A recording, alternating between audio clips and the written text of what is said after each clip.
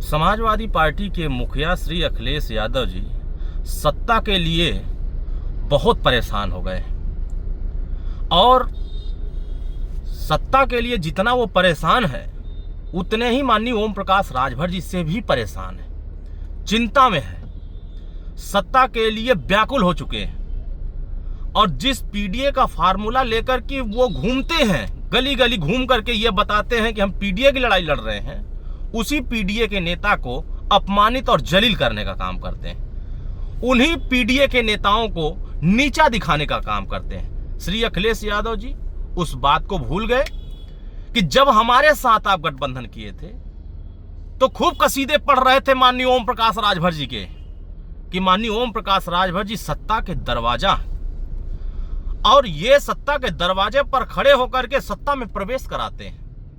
तब तो सत्ता के दरवाजे पर खड़े हुए माननीय ओम प्रकाश राजभर जी दरवाजा दिखाने वाले थे, और जब आपको सत्ता नसीब नहीं हो रही है तो पीडीए के जो वास्तविक लड़ाई लड़ने वाले नेता हैं माननीय ओम प्रकाश राजभर जी, उन्हीं को आप नीचा दिखाकर अपमानित करने का काम कर रहे हैं। चाहे ये पीडीए के समाज में रहने वाले लोग, वंचित वर्ग के लोग इस बात का महसूस नहीं कर रहे हैं, ये वास्तविक महसूस कर रहे हैं कि श्री अखिलेश यादव जी बौखला गए, हताश हो चुके हैं, भयभीत हो चुके हैं, डरे हुए हैं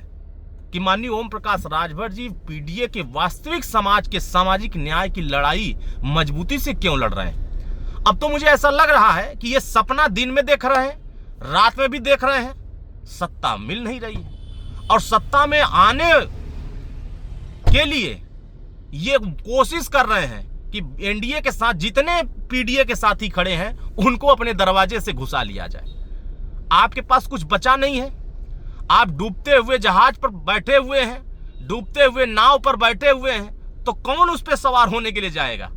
क्योंकि उत्तर प्रदेश में माननीय योगी आदित्यनाथ जी के नेतृत्व में और माननीय प्रधानमंत्री आदरणीय मोदी जी के नेतृत्व में देश और प्रदेश में डबल इंजन की सरकार पूरी मजबूती से गांव में विकास की योजनाएं पहुंचाने में लगी। और आप यही नहीं चाहते हो, आप जाति को जाति में लड़ाने की कोशिश कर रहे हो,